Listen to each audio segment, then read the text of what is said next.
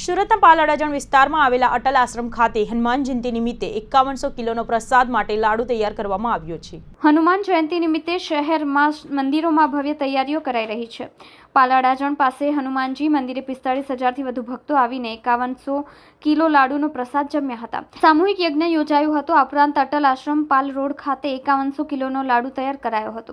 હનુમાન જયંતિ નિમિત્તે આ લાડુ તૈયાર કરવામાં આવ્યો હતો। લાડુએ એશિયા બુક ઓફ રેકોર્ડમાં સ્થાન મેળવ્યું હતું। અટલ આશ્રમને 50 વર્ષ પૂરા થયા ઉપરાંત હનુમાન જયંતિ અને મંદિરના મહંત બટુગીરી બાપુની 70મી જયંતિના ત્રિવેણી સંગમ નિમિત્તે આયોજન કરાયું હતું। 5555 કિલો બુંદીથી લાડુ તૈયાર કરવામાં આવ્યો હતો।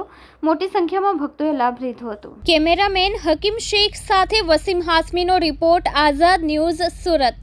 અટલ આશ્રમ પારદેશ્વર મહાદેવ મંદિર સુરત 1980 ની અંદર હનુમાનજીની પ્રાણ પ્રતિષ્ઠા થઈ ત્યારે 11 માણસો અમે લોકો હતા અને આજે વિશ્વ સત્તર પર 2004થી શરૂઆત કરી અને 2024ની અંદર આજે 5555 કેજીનું વેટનો આ લાડુ હનુમાનજી મહારાજને ધરવામાં આવ્યો છે। 2004માં કઈ રીતે વિચાર અમલ કર્યો? કેટલા અમારે રાજસ્થાની ગ્રુપ રામપ્રકાશ રૂંગટા, કમલ શર્મા, અમારે રામ અવતાર ભૂત વગેરે અમારા ભક્તો જે હતા તેઓએ મને પ્રેરણા આપી, બોલે બાપુ આપણે સવામણીના ભોગની શરૂઆત કરીએ। તો સવામણી એટલે 250 કિલો સવામણી થાય રાજસ્થાનીમાં, આપણા ગુજરાતની અંદર 25 કિલો સવામણ થાય।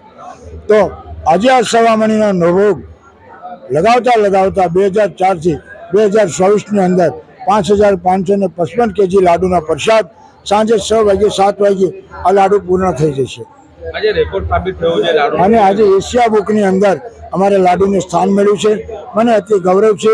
મારા ગુરુ મહારાજે 1980-81માં મને કીધેલું કે આને વિશ્વ સત્તર ઉપર નામના મળશે। આ જગા એવી પણ સિદ્ધ છે જે આવનાર માણસોના, આવનાર ભક્તોના દરેક કાર્યની સિદ્ધિ મળે। અને હનુમાનજી મહારાજ 1984થી હનુમાન જયંતિનો અમારે શીતલભાઈ લોહાણા એ હનુમાન જયંતિનો પૂર્ણ ખર્ચો આપે છે। આજે પણ એમના છોકરાઓ આ હનુમાન જયંતિ ખૂબ જ ધામધૂમથી મનાવે છે।